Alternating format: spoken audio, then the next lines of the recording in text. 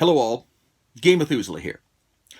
I was coming on to do a video today to follow up on a couple of other things and trash the 5th edition DMG and the challenge rating. Oh, I was ready. I had my arguments all ready.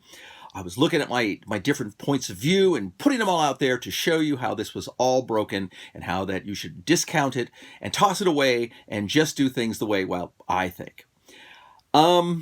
So I was making up a bunch of different encounter charts because I wanted to show you variable charts and go over them and point out how it was so wrong and not workable. And the problem I was having is the more I looked at it, the more I thought, I get what they're going at, and it's actually it's not bad. They're basically trying to design something where you can basically not trash your party if you're a novice game master writing events for the first time. And that's actually not bad. If you stick to the instructions they've given you on the challenge rating, put all the penalties in, you're going to have kind of some milquetoasty encounters on your lower level, but you're not likely to accidentally put things in that's going to kill the party. Now you can. I was looking at basically 5 second level characters. You're looking at CR2 basically is the deal, and you write out the points and you come up to like 250 threshold for easy, 500 for medium, 750 for hard, and 1,000 for deadly. See, the thing that I think people get lost in, 1,000 isn't considered deadly. It's the threshold. So if you want to run a 4,000 CR encounter, you can. Pretty much going to guarantee it's going to be deadly.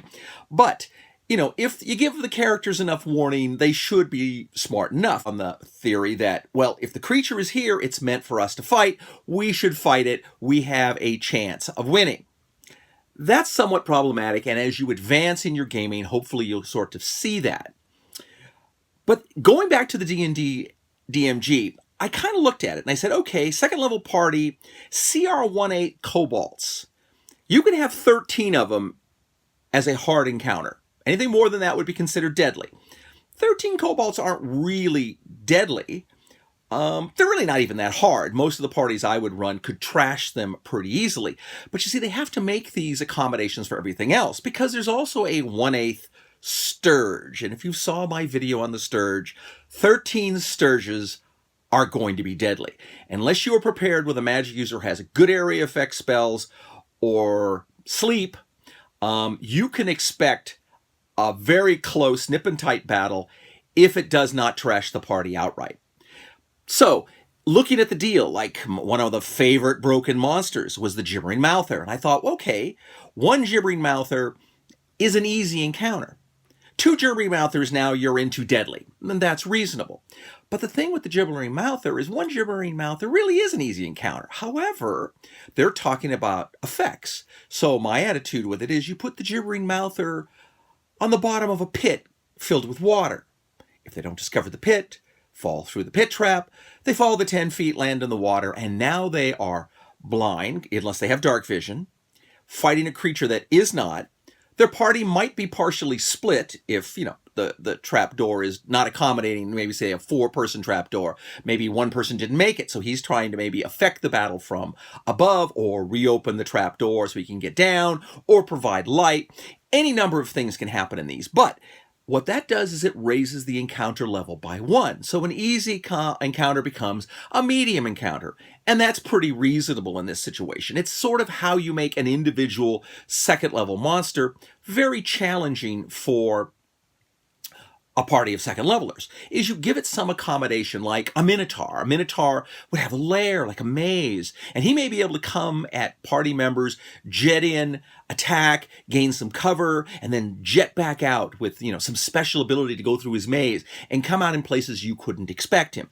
That makes for the game to be fun and interesting, but I kept looking, wanting to find out when this is broken, and it's not.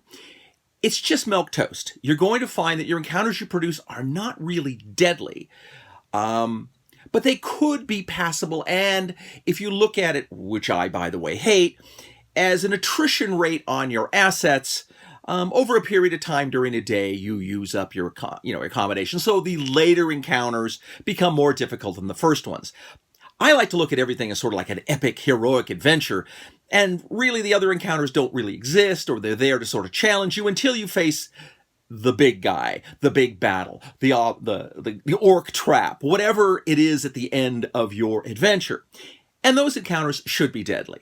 Now, you just need to make sure you understand your party level. So if you're really new to DMing, the thing about it is run it straight out of the DMG. Use the point totals they recommend. You may not have a lot of super exciting adventures, but you're very likely to not kill anybody on your first go out. And that's usually nice to get the people interested and excited, and it somehow doesn't always hurt to make them think they're really invincible, because later they're going to find out when they run into the much nastier stuff, and as you learn your trade, you become more competent. You can change everything around. None of this is written in stone. They didn't say this is the only way to run encounters. They're just saying, look, we want to give you this so you understand how much more difficult this might be if you do these following things. You can still do them. Just be prepared to understand that you are putting your party at risk. Now, I'm always willing to put my party at risk. I get that. That's how I've always designed. But if you lose that encounter chart on the Sylvan Forest, you'll find that you could get creatures all over the place. An owlbear running in a first level party could be very tough. But gnolls with, a D4 gnolls with a D4 hyenas would also be very difficult, depending upon the level of the party. That's very old school. That's very much how it used to run in the day. And that's what I'm used to. I'm used to the fact that we're not looking at formulations and everything else. We're looking at how tough is this party? How tough are these creatures? Do the humans have a chance, or does the party have a chance to win, or are they going to have to run, or do they have to get really lucky, or they have to be very skillful? All these things are sort of important as you advance your D&D DMing skills. And in my point, I don't even usually look at the charts now. I just look at the numbers to give me a rough approximation of what I expect the party to look like. I usually have it already written beforehand.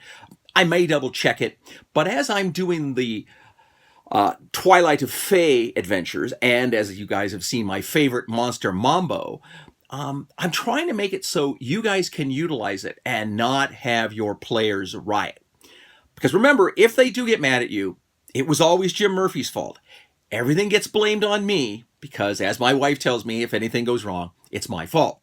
But give it some thought now and relook at the DMG and maybe say less bad things about Wizards of the Coast. It actually looks like they put a little bit of thought into this. And for a new DM, it kind of works. So I'm going to be doing a lot of stuff this week, I hope, because I've got a lot of things I want to talk about. So until we speak again, fight me devils fight, for I hate peace. Game on. Have a good holiday.